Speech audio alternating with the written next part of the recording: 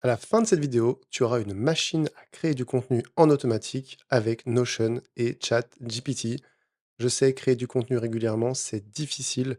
Il faut trouver des idées, écrire chaque semaine et il faut avoir une routine en béton armé. Si tu n'es pas régulier, si tu n'as pas de méthode, ça peut vite devenir une corvée.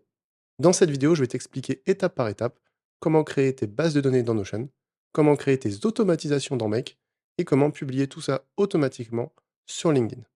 Avant de commencer, évidemment, abonne-toi car je vais continuer à publier du contenu pour t'expliquer comment créer du contenu facilement avec l'intelligence artificielle et mets aussi un petit pouce en l'air, évidemment, ça m'aide beaucoup. Allez, c'est parti. Première chose, c'est de créer les bases de données. Donc les bases de données, moi ce que je te conseille de faire, c'est directement d'aller plutôt en bas de page, de faire une nouvelle page, et cette page, tu peux l'appeler base de données ou voilà, on va l'appeler base de données. Ok. Et dans cette page, donc tu vois là, je suis dans Content OS démo, hein, c'est ma première page native, et il y a une page en dessous, base de données. Je vais à la ligne, et là, je vais pouvoir faire mes bases. Pourquoi je fais ça? Simplement pour que ensuite, quand je suis sur la première page, j'ai quelque chose de clean en fait. Je vais pouvoir gérer vraiment comment je vais voir les informations. Là, on va créer les bases de données, et on n'a pas besoin de les voir. Autre avantage, tu fais tes bases ici, et qu'ici tu as des vues, simplement des vues de ces bases-là. Si jamais tu en supprimes une, tu supprimes pas la base originale, tu vas supprimer une vue finalement. Donc ça, je t'expliquerai aussi, mais c'est une meilleure manière de faire. Donc là, on va créer la base, et on a 3 bases à faire. On a la base persona, la base contenu et la base template. Donc la base contenu, donc pour faire ça, tu fais slash, tu fais inline, I-N-L-I-N-E, et tu vois que tu as database inline. Tu cliques, tu peux lui donner un nom. Donc moi, je vais lui mettre le nom, je vais mettre une lettre au début pour éviter d'avoir 40 fois la même chose. Donc i underscore persona, mais tu peux l'appeler juste persona si tu veux. Moi, c'est juste que j'en ai déjà. OK. Et tu vois que le nom de la base de données s'affiche ici. Ça, c'est important puisque tu vas devoir le retrouver quand tu vas être dans Make. Là, par défaut, il fait 3 entrées. On n'a pas forcément besoin. Mais après, pour créer les propriétés, ce sera pratique. Ensuite, on refait la même chose. Et là, on peut faire, par exemple, alors je vais faire la même chose. Je vais faire i contenu, par exemple. Encore une fois, hein, tu peux juste faire contenu, tu peux faire ce que tu veux. Et la dernière, ça va être, moi je vais continuer comme ça, e-template ou modèle, peu importe. Donc là, tu as tes 3 bases. L'idée, en fait, c'est de comprendre comment j'ai paramétré ces bases pour voir un petit peu comment elles sont. Alors, on va commencer par la base contenu. Et tu vois, en fait, qu'à gauche, si tu ne connais pas Notion, il faut que tu te rendes compte que dans Notion, tu as 2 concepts. Tu as les concepts de vue et tu as les concepts de base de données. Donc là, c'est déjà là, j'ai créé les bases de données. Si je supprime ça, ça supprimera la base de données.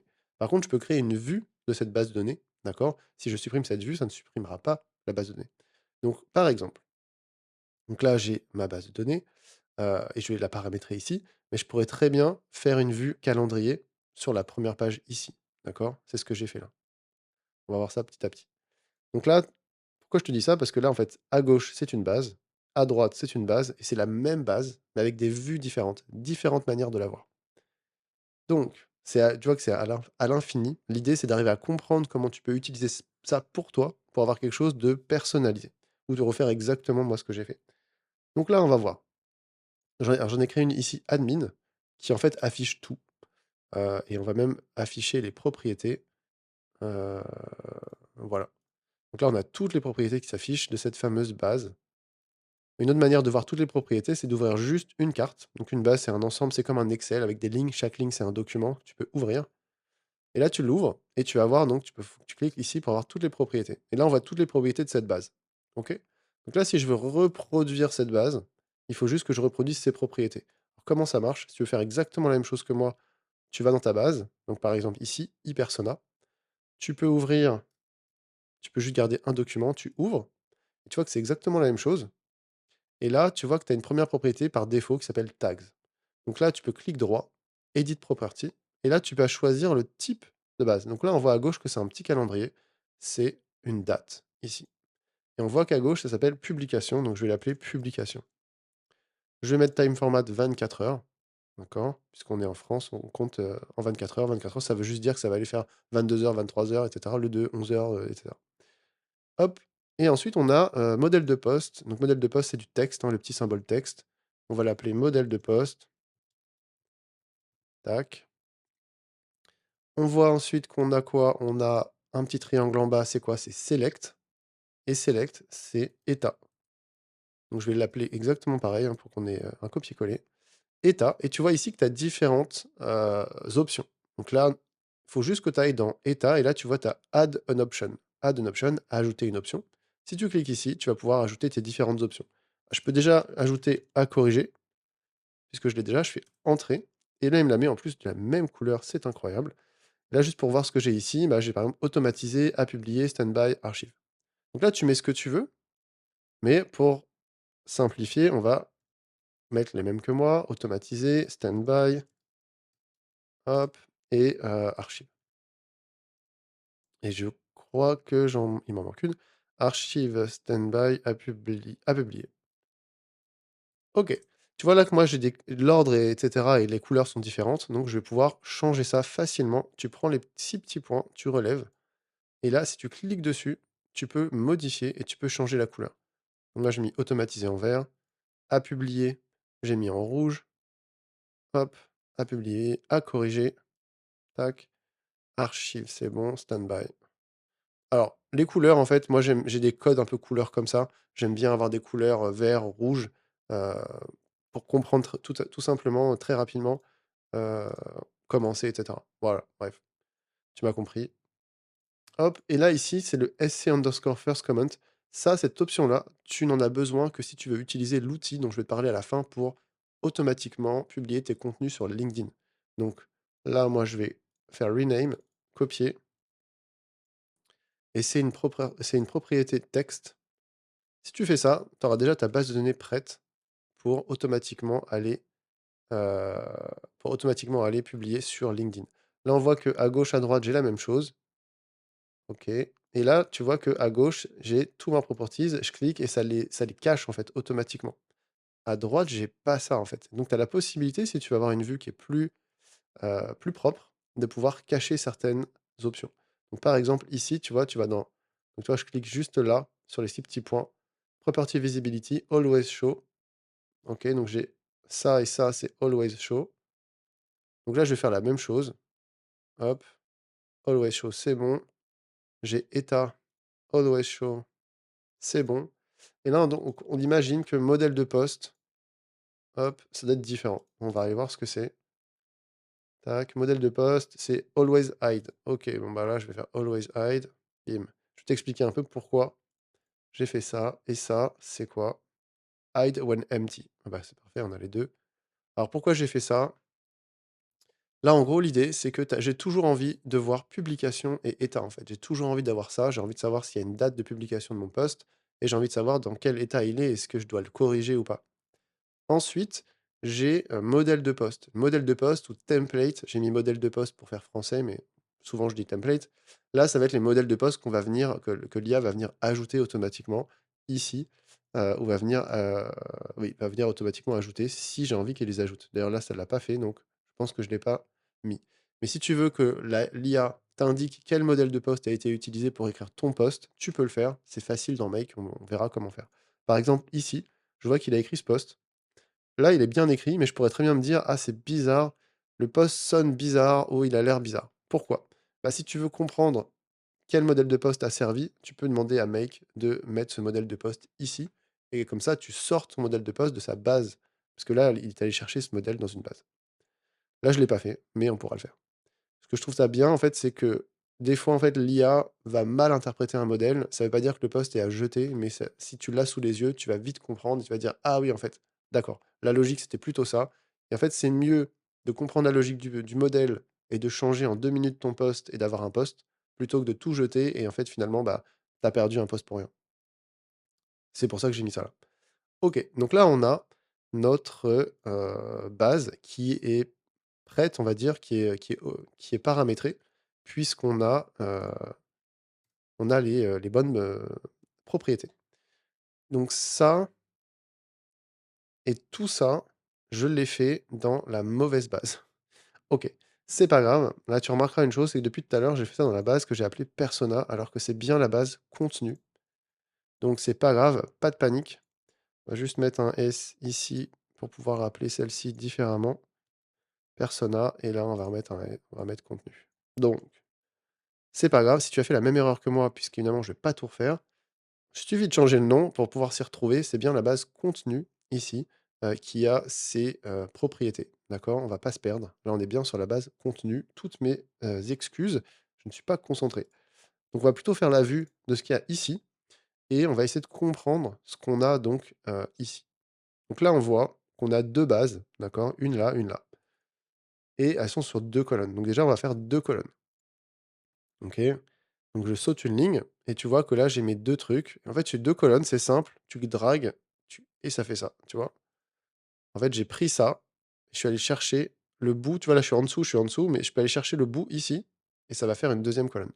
Si j'ai mes 2 colonnes, parfait, ça veut dire que je vais pouvoir faire mes bases de données.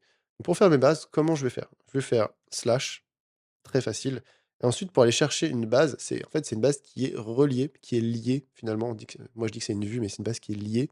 Donc on va faire LINKE et là, en fait, on va chercher le linked view of database. En anglais, vue liée à une database, donc à une base de données. Donc là, je clique et je vais pouvoir aller chercher, tu vois, là, il me dit nouvelle vue, new view, nouvelle vue, et je vais pouvoir aller chercher ma base, en fait, que j'ai déjà créée. Et tu vois qu'ici, on a, la manière qu'il faut comprendre ça, c'est que tu as les bases existantes et tu as la page sur laquelle elle apparaît. Moi, les bases que j'ai créées, elles sont toutes sous une sous-page qui s'appelle base de données. Donc ContentOS démo, base de données, tu vois. Et là, on voit qu'il y a il y a la page ContentOS qui est une autre page, là où j'ai ma base à gauche, hein, qu'on voit bien. On voit bien que c'est écrit ContentOS, cette page ici. Là, on la voit ici. Donc là, on va cliquer sur contenu, on va refaire d'erreur. Et là, on va faire un New Table View, puisque de toute façon, là, c'est soit je reprends la vue que j'avais déjà, soit c'est New Table View, on va faire un New, peu importe. Il va me proposer un schéma, et là, il faut comprendre ce qu'on a à gauche, en fait. Donc là, si je crée celle de gauche, ici, c'est un vue en galerie. Donc je clique sur Galerie. Ensuite, ce que tu as à faire, c'est est-ce que tu veux voir le contenu de la page ou pas? Card Preview. Nous, non, on n'en a aucun. D'accord? Card Size. Donc ça, c'est la largeur de la carte. On va commencer par un small, petit, pour voir déjà. Et on va faire down. Et là, on voit qu'on peut voir, on peut donner un nom à cette vue. Donc là, moi, j'ai mis check pour la première. Et j'ai une petite icône qui est différente. Si je clique sur l'icône, je vais aller voir les icônes. Évidemment, celle-là, je viens de l'utiliser. On peut les rechercher. Et si je tape check, d'ailleurs, on voit qu'elle ressort. Hop, et là, je mets check. Pourquoi j'ai mis check? C'est simplement pour dire que c'est à vérifier, en fait. C'est des choses que je dois vérifier. Tu peux évidemment mettre autre chose. Là, je tape sur entrée et je vois que j'ai bien cette vue qui est créée là. OK. Il y a une autre chose ici qu'il faut voir. C'est, donc si tu cliques sur les 3 petits points, tu vas voir toutes les options de cette vue. Et là, en fait, tu as plein de choses. Donc là, tu as les propriétés qui sont visibles. Si tu cliques dessus, tu vois les propriétés qui sont visibles en haut, celles qui ne sont pas visibles. La propriété qui est visible, c'est quoi? C'est état. Ça veut dire quoi? Qu'on a le petit truc jaune là. C'est la propriété état qui est visible. Les autres sont invisibles. Donc ça, il faut que je le reprenne dans ma vue à droite. Donc je vais aller ici et je vais faire propriété. Et je vois que tout est invisible, à part le nom que tu ne peux pas enlever évidemment. Et là, je vois état, j'appuie sur le petit œil et j'aurai l'état qui est visible. Ensuite, j'ai un autre truc, c'est quoi? C'est filtre. Donc là, les filtres, tu peux filtrer ce qui apparaît ou pas. Là, on voit que j'ai un filtre. Si je clique dessus, je vois que c'est état qui est à corriger ou, enfin, et à publier. Donc, je vais faire la même chose. Hop, filtre, état. Et là, je vais aller chercher à publier, à corriger. Parfait. Ça veut dire que tout ce qui va apparaître ici, ça sera que les posts qui sont en soit à corriger, soit à publier. Mais ça veut dire aussi autre chose. Ça veut dire que si toi, tu crées directement un document à la main, ici, il va être automatiquement avec un des deux. Donc là, il a choisi de le mettre en à publier, tu vois, automatiquement. Donc attention, puisque ça veut dire que si tu crées quelque chose à la mano, il va te le mettre automatiquement sur un des tags. En fait, il va appliquer le filtre à ce que tu crées. Donc c'est très pratique dans certains cas. Si tu veux faire un nouveau post à la main, que tu veux qu'il ait déjà certaines propriétés activées, tu peux créer une vue avec ces propriétés. Et quand tu cliqueras sur nouveau, ça va te créer ce document avec les propriétés. C'est pas ce qu'on fait ici, d'accord? Mais juste pour toi, pour que tu le saches. Et là, on voit que j'en ai un autre, j'ai auto. Et auto, en fait, c'est une vue qui est dupliquée. Donc tu peux faire nouvelle. Et là, alors c'est pas comme ça que j'avais fait d'ailleurs. Toc, je ne sais plus comment j'ai fait. Duplicate, voilà, tout simplement. Tu cliques dessus, hop, tu fais duplicate, donc dupliquer. Et là, bah, je vais l'appeler, donc j'ai mis auto, et je vais aller chercher le petit jeu comme ça, voilà. Et là, évidemment, si je fais exactement la même, ça n'a aucun sens. Donc là, la différence, c'est quoi? C'est le filtre. Et le filtre, c'est quoi? Ici, c'est l'état est automatisé. Alors, je vais expliquer pourquoi j'ai fait ça. Je change ici, comme j'ai dupliqué, je retrouve le même filtre. Je vais le changer en mettant automatisé. Et là, ce que ça va faire, c'est que ça va me faire apparaître uniquement les posts qui ont l'état automatisé, puisque mes boutons au-dessus ici servent à créer des posts qui sont dans cet état automatisé. Pourquoi je fais ça? Si je fais un post qui a un état automatisé, ou peu importe hein, ce que c'est comme état, mais là c'est un état automatisé, ça va me permettre de déclencher quelque chose dans l'automatisation make. En fait, make, je peux lui dire, dès qu'un post est publié et a un certain état, une certaine propriété, donc là c'est comme ça que j'ai choisi de le faire, bah en fait, déclenche-toi et lance ton automatisation. Donc c'est comme ça que j'ai choisi de le faire. Tu peux faire évidemment différemment. Ici, on va refaire une linked view of database et on va rechercher un nouveau contenu, d'accord? Et on va faire new table view et là, c'est calendrier. Je vais juste élargir pour qu'on puisse mieux voir et là, on voit que ma vision calendrier est très, comment dire? Très petite. Donc qu'est-ce qui se passe? Puisque là, je n'ai pas le problème. Alors si tu es vraiment débutant en Notion, tu ne sauras pas ça, donc c'est bien que je te le montre. Là, je vais aller dans full width. Donc c'est la largeur, hein, pleine largeur et là, tu vois que ma page OK, c'est parfait. Mais là, on voit que la colonne de gauche, elle est trop grande. Donc je vais aller chercher au milieu et je vais rétrécir. Voilà. Et hop, idéalement comme ça on voit toute la carte et on a bien notre calendrier. OK? Voilà, donc moi j'ai un écran ultra large. Là, je suis sur un format 16/9 pour YouTube, mais j'ai un écran qui est encore plus large. Donc tu peux évidemment avoir encore plus de largeur, même si là déjà c'est pas mal. Ça me permet même d'avoir un petit aperçu de la deuxième fenêtre. OK, donc on a ça. Je vais juste vérifier. Ici, donc j'ai 2 onglets, hein, on voit que j'ai un onglet admin. Ça, tu n'es pas obligé de le faire, mais je vais t'expliquer pourquoi je l'ai fait. Et là, on voit donc qu'on a peut-être non, on n'a pas de filtre. Non, on n'a pas de filtre activé, on n'a rien. Par contre, il y a bien des choses qui apparaissent, d'accord? Et ce qui apparaît, logiquement, c'est quelque chose qui a une date. On va voir que ça, c'est pas au hasard, il faut faire attention. Donc là, je vais aller donc les options, ici, et je vais aller chercher donc layout calendar pour avoir les options liées à la vue calendrier. Je clique dessus et on voit que je peux afficher par mois, par semaine et on voit show calendar by, donc montrer le calendrier, afficher le calendrier par et la publication, c'est le nom de la propriété, d'accord? Il y en a qu'une seule, on a une seule propriété qui a une date, donc ça, il y a pas de problème. Mais si tu avais plusieurs propriétés avec des dates, il faudrait choisir la bonne. Là, c'est par exemple publication, donc c'est bon, puisqu'il n'y en a qu'une, il la prend par défaut. Alors, ce que j'ai créé ici, c'est un admin. Pourquoi? Parce qu'en fait, la problématique de ça, c'est que ça va m'afficher que les contenus qui ont une date. D'accord? Puisque c'est un calendrier. Le problème, c'est que si là, j'ai une vue filtrée aussi, d'accord? Par état. Donc, j'ai pas de vue où je peux voir tous les contenus qui existent dans ma base. Mais peut-être qu'il y en a qui n'ont rien. Et on voit ici que j'ai un contenu, là, d'accord? Là, à gauche, j'en ai aucun. Check, j'en ai à 1, 2, 3, 4, 5, donc c'est bon. Et ici, je vais pouvoir aller voir donc tous mes contenus, d'accord? Je peux choisir dans quel ordre je mets les colonnes. Et là, j'ai tous les contenus, et c'est pas filtré, j'ai absolument tous les contenus qui sont dans cette base. Si je supprime cet état à corriger, par exemple, ici, il va disparaître à gauche, mais pourtant il est bien dans la base de données. Il est bien ici. Donc c'est important d'avoir une vue quelque part. Et là, je l'ai mis ici parce que c'est facile à atteindre pour contrôler un petit peu si bah il n'y a pas des postes qui se perdent un petit peu. Des fois, on fait un peu des erreurs, etc. Ta vue doit représenter, doit simplifier ton process de production de contenu, mais il faut que tu prévois les erreurs possibles. Donc là, je vais mettre donc vue, donc toujours la même chose, table. Table, c'est ce truc qui ressemble à un Excel. Et on va pas mettre de filtre, absolument rien.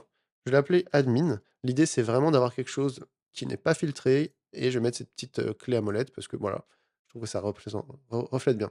Tu remarqueras à gauche que admin, là, je n'ai pas, il me manque un truc en dessous. Tu vois, j'ai contenu, admin, calendrier, mais là, j'ai un truc qui s'affiche. Et ça, c'est une petite flèche avec le nom de la base de données.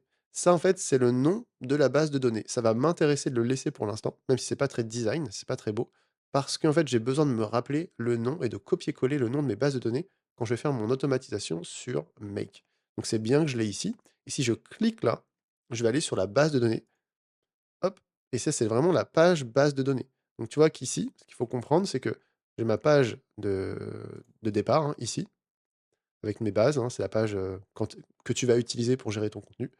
Si je clique dessus, j'arrive vraiment sur une deuxième page, ici, qui est la page de la base de données, qui est évidemment sur cette page où tu as les 3 bases. Donc en fait, c'est ça qu'il faut comprendre avec Notion, c'est que tout peut avoir plusieurs vues. D'accord? C'est ça vraiment un point qui est super important. Tout peut avoir plusieurs vues. Même les bases de données, finalement, elles peuvent être affichées sur une vue. Tu vois, View Database, là, on a encore une vue de base de données. Et si je fais View Database, là, on peut considérer que je suis vraiment sur la base de données. OK? Ça, c'est un détail, mais c'est important que tu comprennes un peu pourquoi ça s'affiche, etc. Si tu connais pas du tout Notion, ça peut être perturbant. Donc ça, je vais le laisser pour l'instant, mais je pourrais l'effacer ici en mettant hide database title. OK? Après, pour retrouver à chaque fois, moi j'ai du mal à retrouver. Donc on va essayer de retrouver ensemble. J'oublie à chaque fois où c'est en fait. C'est ça le problème. Donc je pense me rappeler que c'est dans layout. Donc tu vois là, je l'ai plus, hein. Là, je l'ai plus. Et pour retrouver ce nom, parce que des fois on cherche le nom de la base de données, je crois que c'est dans layout. Et voilà, show database title. Voilà, ici. Comme ça, si tu l'as perdu, hop. Parce que moi, des fois, je passe un temps fou à chercher. Voilà, je te montre où c'est. Ok, donc là, on est bon. On a fait notre première base de données. A priori, on est pas mal. Donc là, on va aller chercher donc, les autres bases de données. Donc à gauche, tu vois que j'ai mis ça juste comme ça, mais ça pourrait être sur une page, évidemment. Là, je l'ai mis pour que ce soit plus simple pour moi au lieu de changer de page à chaque fois. Un petit toggle. Et on a la base de template. Donc la base de template, on va voir un petit peu comment elle est faite. Donc là, elle est ordonnée. Tu vois, sort, ça sert à ordonner les choses. J'ai mis ceux qui sont en off en haut, je crois, il me semble. Oui, c'est ça. Mais il y a pas de filtre. Donc, en gros, a priori, on a tout. Pour être sûr de voir toutes les propriétés, tu ouvres un des éléments à chaque fois, ça marche, hop, et là, tu peux cliquer sur One More Property et voilà, on a tous les éléments de la base. Donc je vais me servir de ça pour vérifier, enfin, pour créer la base. Toc, ici, donc persona, là, faut pas que je me trompe, sinon c'est le drame et je vais ouvrir pareil. Voilà, tac, et là, donc on a bien, donc hop, cette base ici. Donc là, on a utilisé le, tu vois que c'est une propriété date, donc je vais créer cette propriété date. Donc je vais faire edit property, date, tac. Je vais l'appeler utiliser le. On va faire la même chose. D'accord? 24 heures. Parfait. Tac. Et ensuite, statut, status. Là, on va regarder un peu ce qu'il y a dedans. Donc, il y a template, idée, à rédiger, en cours, à valider, à planifier. Il y a beaucoup de choses. En fait, ça, c'est un copier-coller. J'ai pas besoin de tout ça. J'ai vraiment pas besoin de tout ça, en fait. D'ailleurs, donc bon, c'est pas très grave. Je crois que j'ai même pas besoin du tout de ça, status sur cette base, mais c'est pas grave. Heu, on va quand même le on va quand même le laisser, mais je crois que j'en ai pas besoin. C'était, une ancienne, une base que j'ai copié-collé en fait et du coup, j'ai gardé des certaines, propriétés. Ensuite, j'ai appelé ça modèle, tu peux appeler ça template, peu importe et là, j'ai last edit time, donc c'est quoi? C'est simplement pour voir le dernier moment où ça a été modifié. OK, ça peut servir. Et j'ai on off. Alors on off, c'est une propriété, select. Donc c'est une sélection, ça veut dire que tu peux sélectionner une seule chose et je l'ai appelé on off, hein, c'est vraiment, très simple, c'est très pratique, c'est juste est-ce que c'est on? Est-ce que c'est off? Et ça va me permettre de faire un tri et là encore une fois, off, je vais le mettre en rouge, on, je vais le mettre en vert, ça c'est pour que ce soit visuel et voilà et là on a a priori la même chose. Hop, la seule chose donc là j'ai last edit time. La seule chose qui disparaît, c'est quoi? Bah, c'est le modèle lui-même que je vais mettre always hide et comme ça, voilà, on est à peu près pareil. Toc, utiliser le, la time, voilà, c'est exactement la même chose. OK, parfait. Là, on est bon. Là, on est bon. Hop, on peut même supprimer la seule entrée qu'il y a dedans. Donc là et je me suis retrompé, je crois, ce qui est assez incroyable, c'est que j'ai utilisé la base persona pour les templates. C'est quand même fou ça. Heu puisque je suis bien dans un template. Mais qu'est-ce qui me se passe? Alors, persona, template. Bref, voilà, on va y arriver, hein, on va y arriver, doucement mais sûrement. Et là, on va aller donc c'est bon, hein, c'est bien la page c'est bien la page template. OK, on y croit et le persona. Le persona, donc ça, c'est la page persona, on va aller ouvrir, on va faire la même chose. On voit qu'il y a toutes ces, donc la persona, on va pas se tromper. On est bien sur la page persona, ouais, c'est bon. Et là, on voit donc sur la page persona qu'on a, toutes ces, hem, propriétés, pardon. Alors, à quoi elles servent? Je vais prendre un petit peu de temps pour, expliquer. Donc déjà, c'est des propriétés de texte. On va changer, hop, texte, voilà. Et la première, c'est métier. À quoi elles servent? Là, on voit qu'on a le métier. Donc là, j'ai mis consultant, hein. En fait, toutes ces, donc c'est le persona. Je vais reprendre de zéro. À quoi ça sert? En gros, là, dans ton prompt, tu vas devoir donner des informations à ChatGPT, mais ça peut être une autre IA, peu importe, pour qu'il puisse créer du contenu, d'accord? Et quand tu crées du contenu, il faut que tu donnes à l'IA des informations sur toi, mais aussi des informations sur ton audience, la personne à qui tu vas parler, la personne qui va te lire. Si tu fais du contenu pour un objectif, on va dire business, marketing, tu vas penser à ton persona, idéal, ton client idéal finalement, la personne à qui tu veux parler. Ça peut être même si tu as une seule entreprise, tu peux parler à différentes personnes.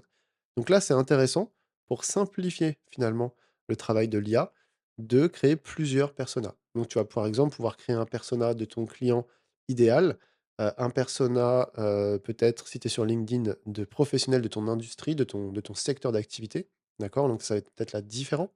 Tu vas pouvoir créer un persona de clients, mais qui ne sont pas forcément prêts à l'achat. Peut-être que ça va être des gens qui ont un niveau de conscience de leurs problèmes et cetera, qui est plus froid, hem, et cetera et cetera. Tu as plusieurs manières de faire finalement. Ou tu peux simplement vouloir parler à plusieurs audiences complètement différentes sur plusieurs, comptes LinkedIn, heu, pour plusieurs boîtes. Tu peux être ghostwriter, tu peux avoir une agence de communication, enfin, voilà, il y a plein de raisons de faire plusieurs personas. Et tu vois qu'en fait, à chaque fois, tu vas devoir adapter ce que tu dis et finalement, si tu connais absolument pas ce genre de concept, c'est un peu comme quand tu, réfléchis au fait que tu vas parler à tes parents, à ta grand-mère, à tes amis, à ton patron, heu, même à tes frères et sœurs, peu importe, à quelqu'un dans la rue que tu ne connais pas. Toutes ces personnes-là, tu vas leur parler de manière un peu différente et de manière inconsciente, tu vas prendre en compte qui est cette personne, quelles sont ses attentes, qu'est-ce que tu v et quels sont finalement quel est toi ton ressenti par rapport à cette personne, quel est toi ton objectif et cetera et cetera. Tu vas pas parler de la même manière à tes parents, la veille de Noël, qu'à une personne dans la rue que tu connais absolument pas, qui vient te demander l'heure. Tu vois? Enfin, concrètement, derrière tout ça, il y a des choses qui se passent dans ton cerveau qui sont complètement inconscientes sur le moment. Sauf que l'IA, elle est pas inconsciente, elle est pas consciente d'ailleurs, elle est inconsciente et il faut que tu lui donnes toutes ces informations-là, d'accord? Donc là, tu as plusieurs manières de le faire.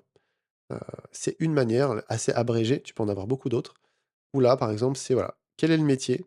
Quel est ton métier à toi? Quelle est l'entreprise, ton type d'entreprise? Donc si tu es consultant SEO, tu es indépendant, par exemple, tu peux être dans une boîte. Ton secteur, marketing digital. Le thème sur lequel tu as envie de parler, donc là, c'est le marketing. La tonalité, donc là, c'est comment tu veux parler, donc professionnel, sympathique. Quelle est ta cible? À qui tu vas parler? Donc là, par exemple, si tu es consultant SEO, on imagine que tu vas parler à des CEO de start-up numériques.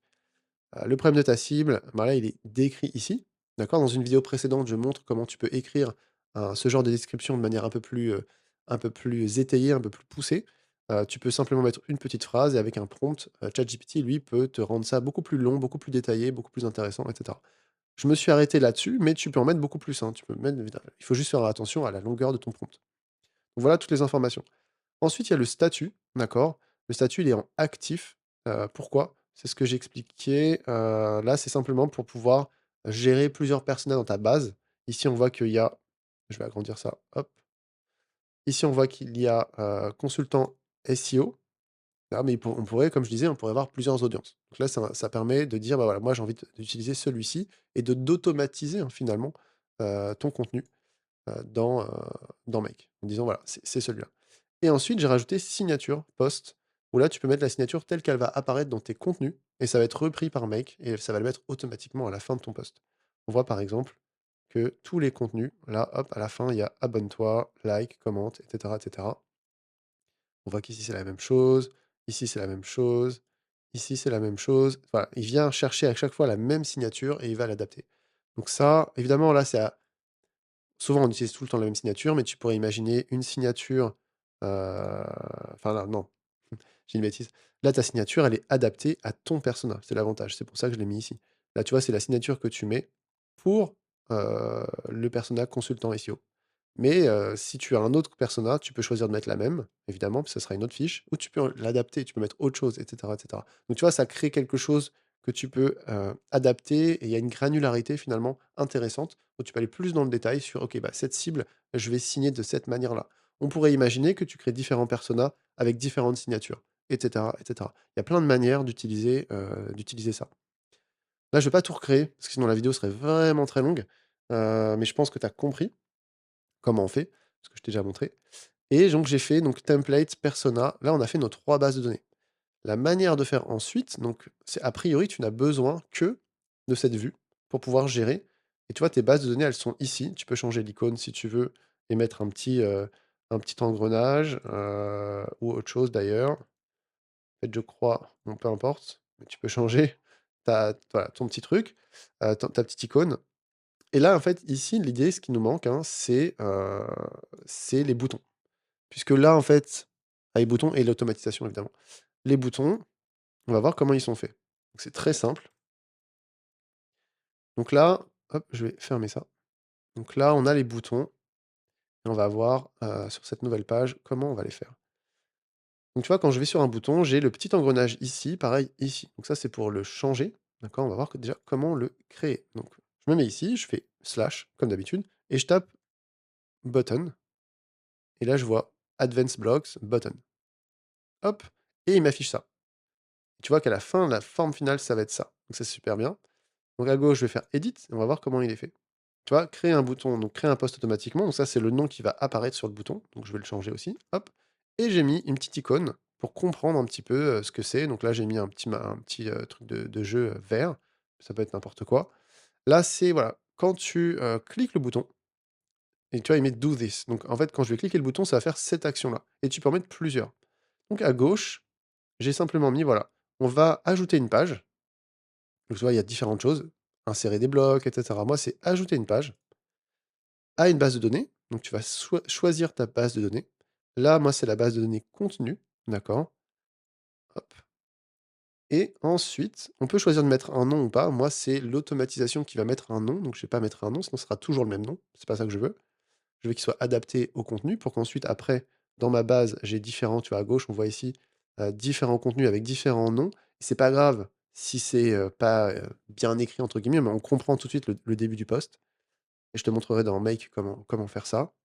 Comme ça, tu as un nom différent à chaque fois, qui te donne un peu un indice, hein, sur le contenu et on va avoir, l'état. Donc là, on va changer la propriété, donc il va me créer un contenu dans cette base de enfin, il va me créer un document dans cette base de contenu et je veux que ce document ait un état automatisé. Et tu te rappelles quand je t'ai dit: «J'ai créé ça pour que automatiquement Make puisse générer les contenus». Bah, là, en fait, je vais créer un document juste en cliquant une fois, qui va avoir cet état automatisé. Donc automatiquement, Make va se dire: «Tiens, ça, je dois m'en occuper». OK? Et on va voir comment. Si je fais Done, j'ai mon bouton qui est créé. Et on va voir maintenant comment faire 5 nouveaux posts. Comment ça marche? Alors ça peut être 5, ça peut être 10, ça peut être voilà, tu comprends la logique. Faut pas en faire de trop parce qu'après tu vas avoir des problématiques de limitation où, ChatGPT va saturer en gros et ça va pour être simple, ça va bugger. Mais là, du coup, par exemple, on va avoir hop, donc je vais refaire la même chose, button et je vais copier-coller ici, créer 5 posts par exemple, automatiquement. Là, j'ai mis un petit martien pour faire un truc un peu plus, voilà, un peu plus foufou quoi, un peu plus, un peu plus puissant. Et ensuite, tu vois, en fait, tu vois que c'est simple, hein. C'est simplement 5 fois la même chose.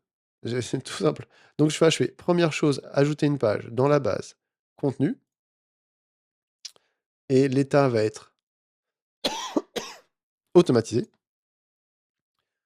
et ensuite ça, je peux le dupliquer en dessous. Duplicate below. Donc je fais duplicate below duplicate below, etc., etc., etc.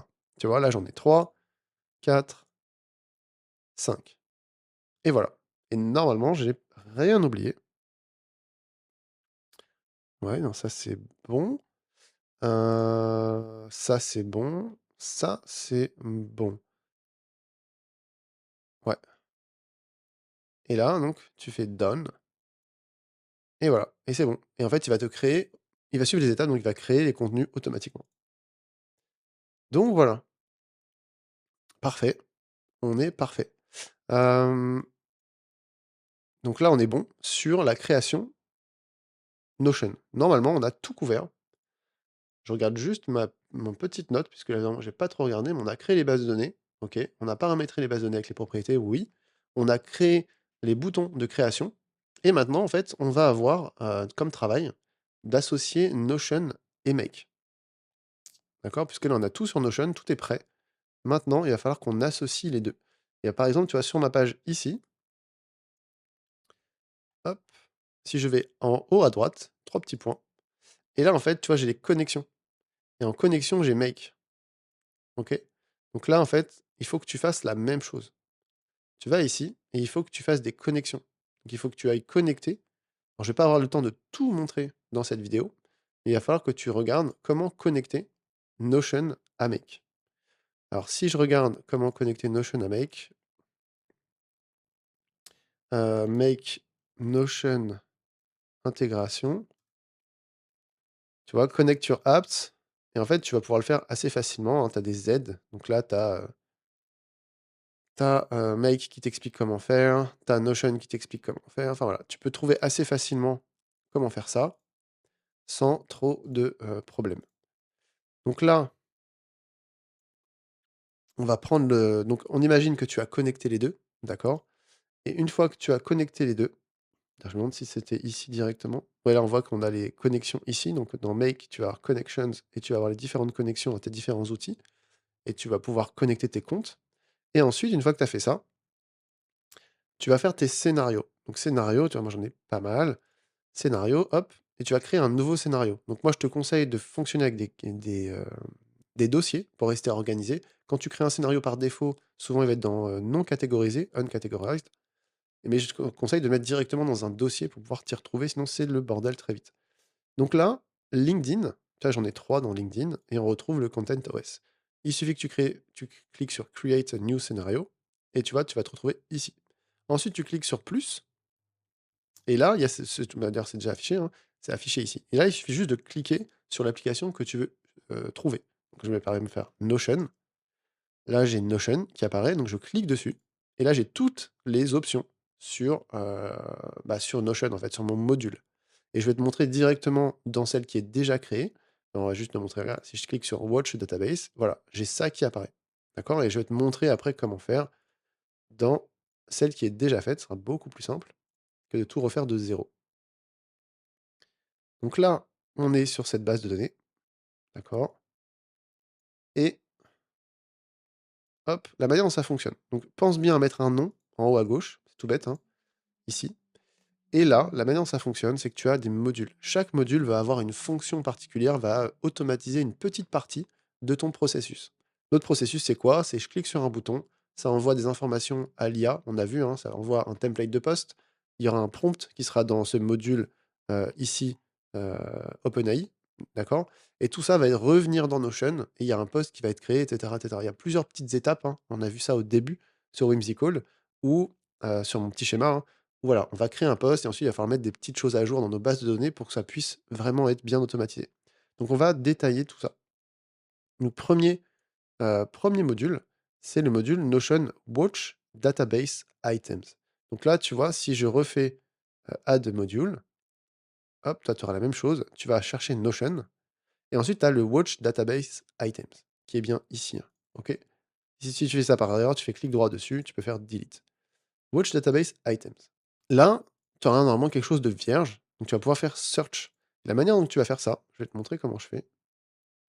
Hop, donc là, tu es ici, il faut que tu aies tes bases de données à gauche et que tu aies en gros 2 fenêtres, hein, tu as compris? Tac. Et là, en fait, par exemple, je vais avoir donc cette base de données. Alors le mieux, c'est d'aller dans tes bases de données. Tu as toutes tes bases de données ici.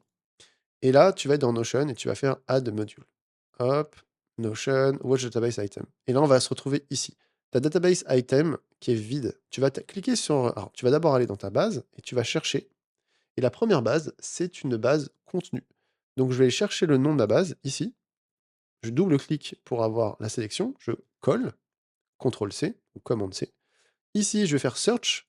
Je vais coller mon nom et je vais aller le chercher directement. D'accord? Et normalement, il devrait retrouver la base. Donc voilà, tu vois là, il me propose des choses où il y a déjà le mot contenu, mais je ne retrouve pas le nom de ma base. C'est un bon exemple. Pourquoi je ne retrouve pas le nom de ma base? Il y a plusieurs solutions possibles. C'est peut-être que tu n'as pas bien lié, donc tu as fait ta connexion avec Notion, mais tu as certainement dû oublier de connecter la page. Donc ici, Connection, tu vas bien connecter à Make. Et après, ça met un petit peu de temps à trouver. Donc là, on va retourner, on va faire Search, on va coller et on va chercher. Et des fois, ça bug un petit peu. Tu vois, là, par exemple, non, il trouve pas. Il trouve pas. Donc, il faut lui donner un petit peu de temps. Et là, tu vois, c'est bon. Il a répertorié la page, il l'a eu, et là, on voit les nouveaux choix, les trois bases apparaissent. Persona, template, contenu. Donc là, je choisis ma base, et je vais choisir de limiter le nombre d'entrées qui vont être prises en compte. Donc là, je limite à 5, par exemple. OK? Pour éviter qu'ils partent à l'infini. D'accord? Et là, tu suffit de supprimer et de mettre 5, par exemple, et tu fais OK, et tu auras ton module qui sera créé. D'accord? Une fois que c'est ça, donc ça sert à quoi? Ça sert à quoi? Ça sert simplement à aller voir s'il y a des éléments dans la base de données qui sont modifiés. Tu vois, regarde là, il va aller chercher dans la base, ça veut dire ça, hein. Je vais watch, donc je surveille, les éléments qui sont dans la base de données par leur date de mise à jour. D'accord? Et dès qu'il y en a qui sont mis à jour, à ce moment-là, hop, je vais les prendre en compte. Et c'est là où tu te dis: «OK, mais dès que je vais mettre à jour mes contenus, c'est-à-dire que je vais changer quelque chose, que je vais mettre à jour un post et cetera, potentiellement, Make va se dire: "Ah, il a changé un contenu. Tiens, il faut que je me déclenche"». Donc après, il faut que tu puisses trier finalement, ça. Alors c'est l'option si jamais tu mets toujours on. Tu vois, si tu mets tout le temps en on ici, là, je peux l'enlever. Là, c'est off et ça ne fonctionnera que si je vais dans Make et que je clique sur Run Once. Mais si tu veux ne pas aller tout le temps dans Make, tu mets sur On et là, en fait, ce que tu vas devoir faire, c'est que tu vas lui mettre le nombre de enfin, tous les combien il va se déclencher. Donc là, par exemple, j'ai mis toutes les minutes. Mais si c'est pas pressé, tu peux mettre toutes les 20 minutes ou tu peux mettre une fois par jour et cetera et cetera. D'accord?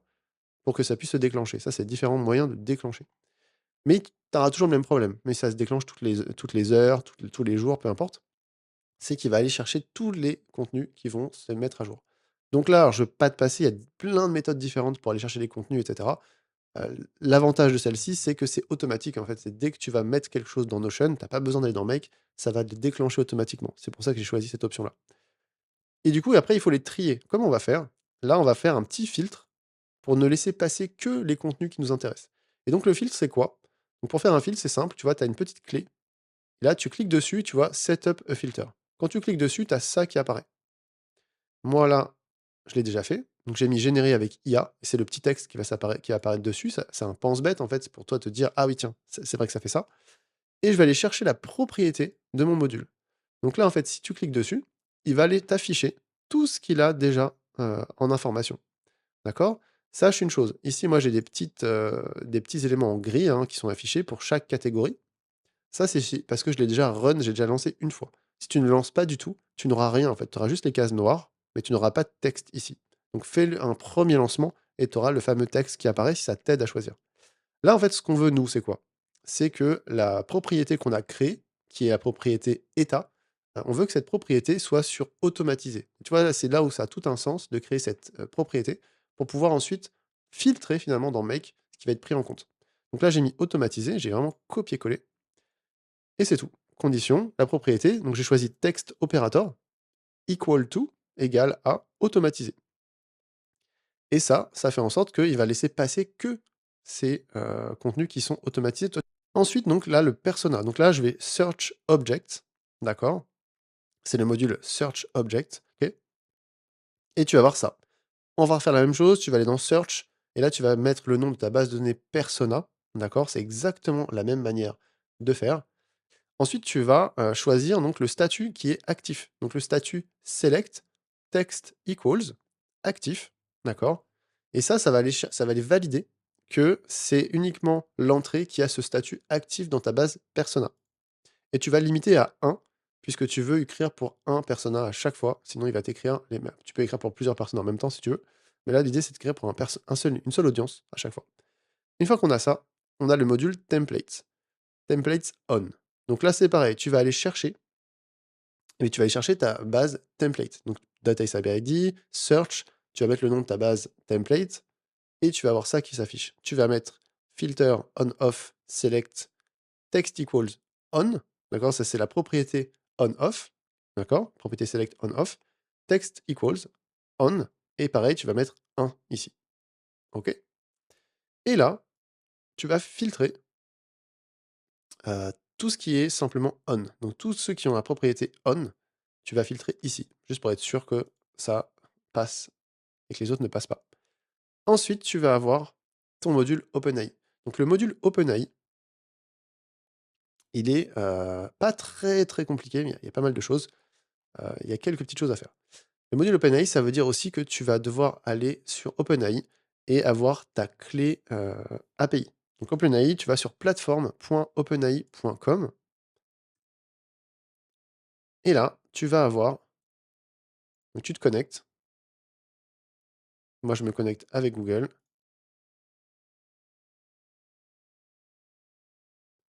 et ici, tu vas avoir donc tes clés API. Pour avoir tes clés API,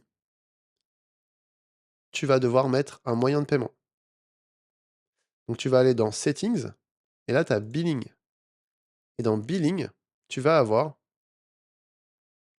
normalement donc différents paiements de moyens de paiement. Et dans moyen de paiement, tu vas devoir mettre ta carte bleue, et cetera. Tu vas payer uniquement ce que tu «consommes» entre guillemets, heu et tu vas devoir mettre ça ici, OK? Là, tu as donc les clés API, et ils ont changé apparemment donc mais bon, c'est la même chose, hein. Tu vas devoir créer une clé API pour accéder à l'API d'OpenAI. Cette clé API, c'est ce qui va te servir à relier OpenAI, donc ChatGPT, à Make. Donc une fois que tu as cette clé, qui est une suite de caractères, tu vas devoir ici créer ton module et tu vas connecter ton compte OpenAI ici. Tu vas faire ta connexion à OpenAI. Il va te demander de t'identifier. Une fois que c'est fait, tu vas pouvoir gérer finalement euh, à distance ChatGPT. Donc là, l'idée, c'est qu'une fois que tu as fait ça et que tu as mis ta clé API, tu vas pouvoir donc sélectionner une méthode. Donc la méthode, c'est quoi? C'est create a chat completion. D'accord? Ici, tu en as plusieurs, mais tu fais create a chat completion. Ensuite, le modèle, tu en as plusieurs selon tes droits. Moi, j'en ai pas mal parce que j'ai un niveau, d'utilisation qui est plus ancien que toi. Si tu n'as jamais utilisé l'API, tu auras certainement que 3.5. Moi, ce que je te recommande, c'est, d'utiliser l'API assez régulièrement et tu peux même le faire sans créer toute cette automatisation. Quand tu vas quand tu vas sur le playground, tu peux utiliser, le playground comme si tu étais sur ChatGPT, c'est exactement la même chose. Tu peux mettre tes requêtes ici et l'utiliser, sans problème. Si ça t'intéresse de comprendre comment utiliser le playground, je ferai une vidéo dessus, mais c'est pas très compliqué. L'avantage de faire ça, c'est que tu as pas besoin de créer d'automatisation. Tu vas gagner comme si tu gagnais des crédits, en fait. Tu vas devoir payer un petit peu pour pouvoir débloquer l'accès à des modèles plus évolués. Donc là, si tu es limité, tu n'auras que le 3.5. Il faudra que tu, utilises un petit peu. Va sur plateforme.openai.com et après tu vas passer des paliers. Quand tu passes des paliers, tu vas pouvoir utiliser la version GPT-4 et même la version GPT-4 Turbo. Ça va assez vite, hein. Je crois qu'il suffit de dépenser 5 $ pour que tu puisses avoir tout de suite accès à tout ça. En sachant que, l'API n'est pas un abonnement. Tu ne payes que ce que tu, consommes. Donc dès que tu vas faire une requête, ça va te coûter quelques petits centimes, de, dollars. Donc là, l'idée, comment ça marche? Tu as le rôle user, OK, et normalement, tu as même le rôle, on peut mettre rôle système plus user. Là, j'ai que le rôle user, ça marche très bien, donc tant mieux, on touche à rien. Tant que ça marche, on touche pas. Sinon, tu peux mettre use système plus user. Là, j'ai que user et ça marche très bien. Mon prompt, le prompt, c'est quoi? Il est extrêmement simple, en fait. Le prompt ne fait que reprendre les informations du persona. Donc, tu es, d'accord? Ça, c'est écrit en dur, hein, c'est vraiment écrit, quoi, je l'ai tapé. Et ensuite, après, l'idée, c'est qu'on va aller chercher les informations qui sont dans notre base persona. Donc, je fais des phrases avec un mélange. de mots que j'ai écrits ici, d'accord? Qui seront mon prompt et ensuite ces informations-là en noir vont être changées à chaque fois qu'on va changer de persona. Donc là, pour te retrouver dedans, tu vas sur le petit module noir et tu vas voir en fait le module concerné qui va bouger. Donc si je suis comme ça, si là je me mets ici, tu vois à gauche, on voit que le module persona est en train de bouger en fait. Donc on sait que c'est le module persona. Donc là, je vais pas toutes te les faire, mais tu vas rechercher tes propriétés. Et là, en fait, c'est pour ça que c'est bien ici, regarde, je vais te montrer. Là, j'ai mis des noms, j'ai mis un nom, par exemple, ici. Pour faire ça, un nom au module. Pour faire ça, tu fais clic droit, rename. Et là, tu vois, j'ai mis persona. Là, j'ai mis templates on. En fait, ça sert à quoi? Ça sert que ici, c'est quand même beaucoup plus simple. Quand tu as ici, tu vois que toutes ces informations-là, c'est templates on. Je peux le développer, je peux le rétrécir, ou je peux juste scroller pour aller sur la prochaine, tu vois? Et là, j'ai toutes les bases. Ce qu'il faut comprendre aussi, c'est que ces modules s'affichent, donc toutes ces informations-là s'affichent module par module, et chaque module, c'est de gauche à droite, et là, c'est de bas en haut. En gros, le premier module ici, Notion, si je vais dans les options ici, c'est celui qui est tout en bas. Donc tu vois, là, j'arrive ici, je vais tout en bas, et là, j'ai bien, tu vois, le premier qui clignote un petit peu. Là, c'est comme ça que ça marche. Donc pour retrouver ton module, tu peux partir de la fin, si tu veux. Là, je sais que moi, ce que je veux, c'est les informations du persona, d'accord? Ici. Donc, je peux remonter, c'est le deuxième dans ma liste, et en plus, je l'ai appelé persona. Donc, je sais que c'est celui-ci, d'accord? Si tu veux vraiment être sûr, moi, je le fais jamais, mais si tu veux vraiment être sûr, là, tu te dis, ok, c'est pas celui-là, hop, je le rétracte. Tu vois, par exemple, là, templates on, c'est pas celui-là, je le rétracte. Et tu vois, là, j'ai plus que persona, j'ai plus que ça. J'ai plus que ça qui s'affiche, je peux pas me tromper. Et ensuite, dans Persona, tu vas retrouver les valeurs de tes propriétés. Donc les propriétés, tu te rappelles, hein, c'est ce qu'on a créé. Donc là, on a le secteur d'activité, on a le type d'entreprise, etc. Et dedans, on va retrouver dans plain text, ça veut dire que c'est que du texte, d'accord, à l'état brut, du texte brut. Et ben là, on a plain text. Et c'est ça que tu vas venir sélectionner. Tu vois, là, on a tu es, on a un petit module 17 properties value métier. Donc ça correspond par exemple au module 17, qui est affiché ici, tu vois, Persona 17. C'est le même numéro qui s'affiche quand tu vas sur le petit module. Et j'ai Properties Value. Donc, Properties Value, c'est ici. D'accord? Métier, il est ici. Tu vois, c'est juste le chemin, hein, comme en informatique, hein. C'est l'informatique. Métier et après plain text. Donc, tu vois, métier, plain text. C'est exactement ça que j'ai ici. C'est ça que ça veut dire, en fait, ça. OK? Module 17, Properties Value, métier, plain text. Une fois que tu as compris ça et que tu es dans Properties Value, en fait, après, c'est facile, hein. Toi, j'ai métier, je le débloque, hop, plain text. Ensuite, dans une entreprise 2, tu vois, c'est écrit type d'entreprise. Dans le secteur 2, secteur, etc., etc. Ça, de toute façon, je vais te mettre le fichier qui te permet de copier-coller ces modules dans Make. En fait, tu n'as pas besoin de tout réinstaller, tout sera déjà indiqué, sauf que toi, ce sera en blanc parce que tu n'auras pas exactement les mêmes modules. Les modules n'auront pas les mêmes chiffres, donc tu vas devoir refaire le lien et ça ne sera pas les mêmes bases Notion, évidemment, puisque ce sera les tiennes. Tu vas devoir refaire le lien, évidemment. Il faut quand même que tu comprennes comment faire. Donc voilà, donc ça, tu vois, c'est 17, 17, 17 partout, donc c'est toujours Persona. Et à la fin, j'ai mon modèle de poste qui vient de la base modèle de poste, template, hein. Là, c'est la base 23. Et on a bien properties value, modèle, plain text, c'est la même chose. OK? Une fois que tu as tout ça, donc c'est tout ce prompt-là que je te donnerai également, hein. Tout ça, tu peux le télécharger. Hop, en dessous, tu as le max token. Max token, c'est quoi? C'est la durée maximale de la réponse, du 800. Et la température de la réponse, 0,9. Top P1, number 1. Ça, on va pas voir en détail ce que ça veut dire. Ça sert pour l'instant pas à grand chose. Et ensuite, tu peux faire OK. Je vais faire cancel puisque tout est bon déjà. Là, ChatGPT va répondre. Ça va revenir automatiquement sur ce module-là. Toi, tu n'as évidemment rien à faire. Et il va renvoyer automatiquement l'information à ce module. Ce module, c'est quoi? Donc, c'est Notion Update Database Item. Et c'est la base contenu. Ah oui, c'est ça. On va mettre le nom, tout simplement. En plus, c'est assez évident. Donc là, c'est la base contenu. Donc, tu vas aller chercher ta base contenu ici, hein, comme on a déjà fait. Database Item ID. Là, tu vas dire, ouais, c'est quoi ce truc, etc. C'est pas compliqué. Tu cliques là et tu vas aller chercher simplement le database item ID. Donc, c'est une des propriétés qui s'affiche là. Et ça, c'est celui de ta base d'origine, puisque là, tu veux changer la base contenu. Donc, on sait que la base contenu, c'était la première, c'est le premier module, hein, puisque c'est dans la base contenu qu'on a créé le document. Quand on a cliqué sur le bouton, hop, ça a créé un document dans cette base contenu. Et cette base contenu, on va lui donner un nom. Parce que d'accord, là, on va créer le document on va pas créer le document, on va mettre à jour le document qu'on avait créé au début pour pouvoir lui mettre le prompt. Donc on va commencer par faire quoi? On va commencer par lui mettre un titre et pour faire ce titre, on va utiliser les informations du prompt. Comme ça fait un titre qui te donne une idée de ce qu'est le prompt à l'intérieur, ce qui est pas mal et c'est un titre qui est unique. C'est la problématique de automatiser, c'est qu'il faut que tu mettes des informations différentes à chaque, contenu qui va être créé, sinon toi, tu vas pas t'y retrouver, quoi. C'est automatique, mais toi, il faut quand même que tu saches ce que tu crées, si tu veux relire, et cetera. Donc comment on fait ça? Donc déjà, comme je disais, on le relie au premier module. Donc tu vois ici, Notion 22, Database Item ID, hein, il suffit de cliquer là et ça va aller chercher l'information ici. D'accord? Donc voilà. Et ensuite, on a Fields et Fields contenu, bah, c'est le nom du contenu, hein. Si tu vas dans ta base, c'est écrit ça.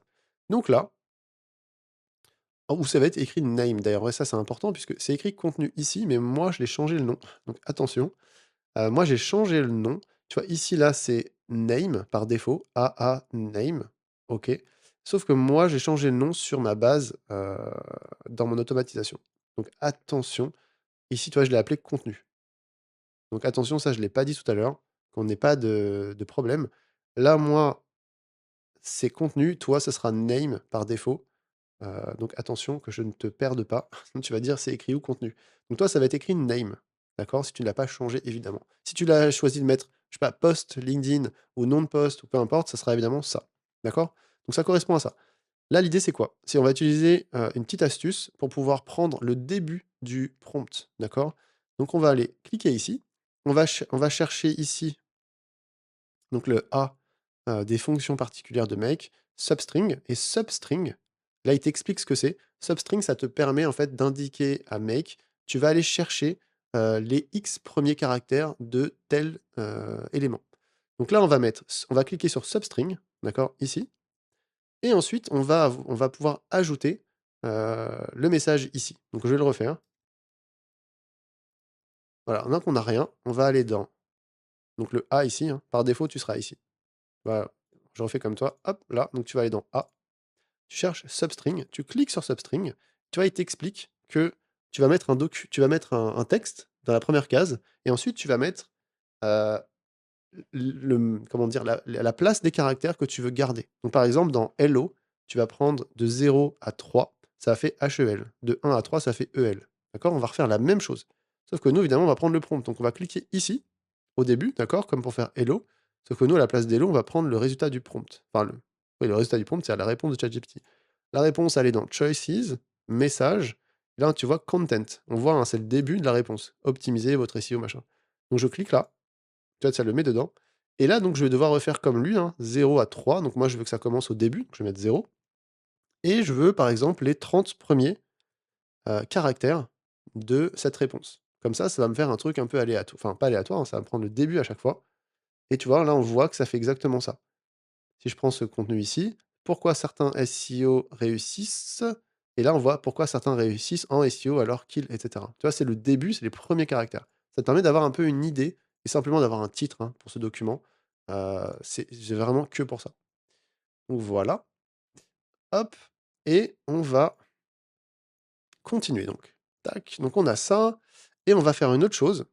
Une fois qu'on a fait ça, on va aller changer l'état. L'état, on veut que ce soit à corriger. Donc là, évidemment, on avait notre contenu. Donc là, tu mets juste état à corriger. Et ça va faire quoi? Ça va faire que notre contenu, il va être en à corriger ici. Et donc, il va s'afficher automatiquement ici. Il va passer de auto ici à corriger. Il va venir s'afficher directement sur cette vue-là. D'accord? C'est ça. C'est comme ça, nous, ça me permet de savoir que ce contenu-là, il a bien été traité, il a bien été écrit par l'IA et ça nous permet de l'afficher sur une vue où on veut corriger, on veut revoir nos posts avant de les publier. C'est ça l'idée. Ensuite, qu'est-ce qu'on va faire? Donc là, on a créé notre document, il a le bon titre, il a le bon état, mais on n'a pas encore le post dedans. Donc on va faire append database item content.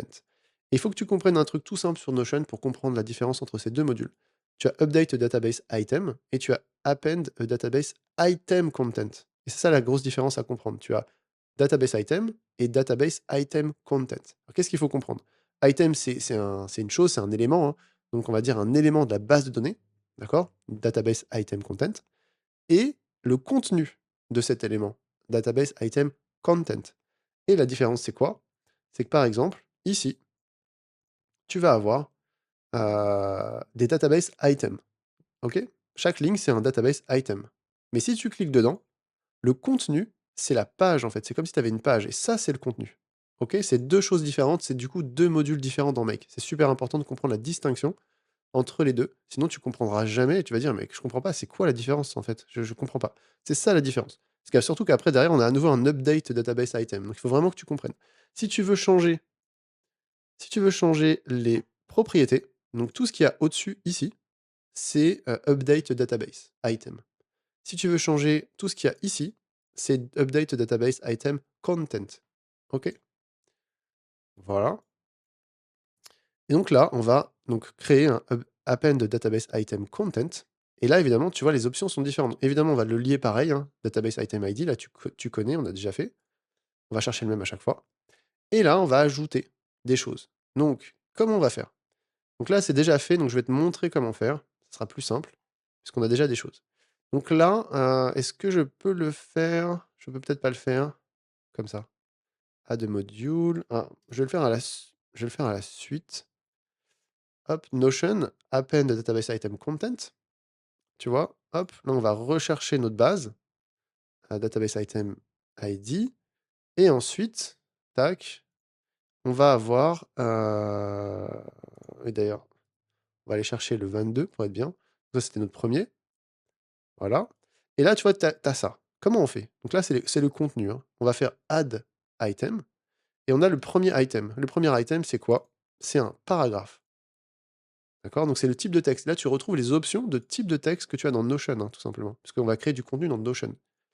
Donc du paragraphe, et là on va rajouter add item, texte, donc tu vois, il y a beaucoup de choses, c'est un peu compliqué. Et là tu vas dans content, tu t'as souci que de ça, content ici, et en fait ce que tu veux toi c'est mettre le post, tout simplement, tu veux juste mettre le post LinkedIn. Donc là le post on va aller le chercher. Donc là ça c'est toute la donnée qui est créée dans l'automatisation, et nous notre post c'est qui l'a fait? Bah, c'est ChatGPT, donc on va aller voir ici, choices, message, content, et hop on va le mettre ici. Donc là on sait qu'on va avoir en premier notre post LinkedIn créé. Mais c'est pas tout, parce qu'on veut mettre une signature après. Donc là, on va aller celui tout à gauche, add item, et tu vois, on voit item 2, ce qui est bien ce qu'on veut. Paragraphe, puisqu'on veut toujours créer un paragraphe. Et là, on va mettre add item, text, content, et le content, cette fois-ci, c'est notre signature. Et la signature, on l'a mise dans la base persona. Donc il faut qu'on retrouve notre base persona. Encore un bon exemple de, c'est bien de mettre un nom à nos modules, parce que comme ça, on sait tout de suite où est notre base persona. Et la base persona, elle est ici, persona. Et là, on va avoir signature post, la propriété signature post. Je vais voir, et je vois que j'ai plain text, et je vois bien dans la signature. Donc je clique dessus. Et là, on a bien notre signature qui va être créée. Donc là, je peux mettre OK. Et normalement, si je ne me suis pas trompé, alors je vais le supprimer pour éviter de foutre le bordel ici. Normalement, on a la même chose. Donc revérifie. Paragraphe. Ça, c'est bien ChatGPT. Et le deuxième, tout en bas, on a à nouveau paragraphe. On a bien cette signature. Et je crois que c'était tout. Ouais, c'est tout. C'est bon. On a tout. OK. Et maintenant, on va avoir le dernier module. Le dernier module, Update Database Item. Donc, Update Database Item. Là, on va aller chercher, et donc ce update database item, c'est lequel? C'est les templates. On a une dernière chose à faire, c'est de dire à Notion, enfin à Make, hein, du coup, mais dans Notion, ce template-là, je l'ai déjà utilisé, donc on va pas le réutiliser sur les prochaines fois. Donc, comment on fait? On va aller chercher notre base de données. Donc là, base de données template, d'accord, ici, dans Search. Ensuite, database item ID, il faut récupérer donc le numéro d'identifiant de notre template. Donc là, c'est pareil, on va aller chercher. Template, c'était ici, tu vois, templates on. Donc encore une fois, c'est bien de mettre un nom à ces modules. Et on va aller mettre page ID. C'est ça que tu dois mettre. Page ID. Ne me demande pas pourquoi c'est page ID. C'est comme ça. Et ensuite, on va lui mettre, alors ça c'est un petit bonus, mais moi j'aime bien mettre utiliser le, comme ça on sait aussi, tiens, ce template-là on l'a utilisé à telle date, ça permet de se retrouver un petit peu, et tu n'es pas obligé de le faire. Created date, et donc start time, on va juste mettre le created date. Donc ça, le created time. Le created time, c'est le module, alors il me dit le module 20, le module 20, hop, update database item, ouais, c'est ce module-là. et c'est je sais même plus quel module c'est ça, ce module, d'où je sors ça, mais peu importe à la limite, puisque mais je crois que c'est la base contenu, hein. Ouais, c'est ça, hein, j'ai repris ça, mais peu importe au final. Oui, c'est la base contenu. Alors j'ai repris la date de la base contenu, donc created time ici, voilà, cette option-là, quand en fait on update. C'est-à-dire au moment où on se dit: «Tiens, c'est bon, on va updater, on a créé, on a reçu le prompt de ChatGPT, hop, on change». C'est ça que j'ai fait. On n'est pas obligé de le faire. Et là, l'idée surtout, ce qu'on veut, c'est changer l'option on-off, d'accord, en off, puisque là, c'est ça que ça va faire. On a ici, notre base de template et on a le on-off ici, hein. Et donc là, on veut que, tu vois, là, ça a été utilisé, off, off, off, et après les prochains, ça va recommencer ici, on. Et j'ai mes 150 là, hein, qui suivent. Comme ça, petit à petit, on fait le tri, en fait. Et quand on sera tout en off, à ce moment-là, on peut repartir de zéro et en fait, on a une nouvelle boule de 150 à faire. Donc voilà, ça permet de faire un tri tout simple. Et c'est bon, on a tout fait. Là, on a tout terminé. On a notre, automatisation qui fonctionne. Il faut pas oublier de sauver, save, ici, d'accord? Et tu peux la mettre on si tu veux, pour que ce soit automatique. Si tu mets on ici, tu peux faire une vérification à intervalles réguliers. Moi, je te recommande de ne pas en faire trop souvent pour éviter d'en faire pour rien. Par exemple, si tu sais que tu veux faire ça une fois par jour, c'est bien. Tu peux faire, toutes les 24 heures, par exemple.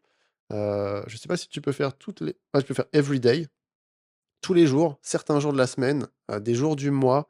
Bah, voilà, clairement, tu as plein d'options pour faire ça. Ou alors tu peux te dire: «Non, moi j'ai pas envie de tout automatiser, je vais venir dans Make, c'est pas grave», et à ce moment-là, tu feras run once et tu seras devant ton écran et tu contrôleras le truc et tu verras bien ce qui se passe. Tu peux aussi faire ça, ce qui te permet de résoudre des problèmes si jamais il y en a qui arrivent. Mais sinon, tu peux le faire à date régulière et par exemple, bah, revenir le lendemain matin, te dire: «Bah, tiens, je sais que c'était fait tel jour à telle heure, je reviens, je vois ma base, OK, c'est bon». Et voilà, on est bon. Dans la base de templates, évidemment, l'idée, c'est que tu aies des templates. Donc là, on va pas couvrir ça, mais tu vois, par exemple, c'est ce genre de choses. Si tu veux, comprendre un petit peu comment c'est fait, comment c'est utilisé, tu verras, dans la première vidéo que j'ai faite où j'explique un petit peu tout ça. Là, je vais pas avoir le temps. Mais voilà, là, on a fait notre base. Et voilà, donc si tu as des questions, s'il y a des choses que tu veux que je dont je parle, comment écrire des prompts, comment créer des templates, comment j'ai réussi à créer 150 templates avec ChatGPT, parce qu'évidemment, voilà, j'ai pas fait comme ça. Voilà, si tout ça t'intéresse, n'hésite pas à me le mettre en commentaire. Il y a aussi un projet de faire une base comme ça, où il y a une partie qui va te permettre de collecter de l'information, si jamais tu veux faire de la veille documentaire, si ça t'intéresse ce genre de choses, d'avoir un seul finalement, espace pour le faire, n'hésite pas. Et la dernière chose qui nous manque, c'est l'outil pour publier sur LinkedIn en automatique. Donc cet outil-là, que tu vas pouvoir connecter automatiquement à, Notion, c'est, scheduled.so. Donc je te mettrai un lien dans la description, scheduled.so, qui est une création d'un Français et qui te permet de poster automatiquement sur LinkedIn depuis Notion, d'avoir tes statistiques et cetera et cetera. Donc c'est un super outil, qui te permet donc de vraiment automatiser à 100 ta création de contenu, heu, voilà, donc c'est parfait. Bah, écoute, je te remercie, d'avoir suivi jusqu'au bout et puis, n'hésite pas à t'abonner, ça c'est super important, ça m'aide beaucoup. Mettre un like, un petit commentaire de soutien, c'est super. Merci, salut.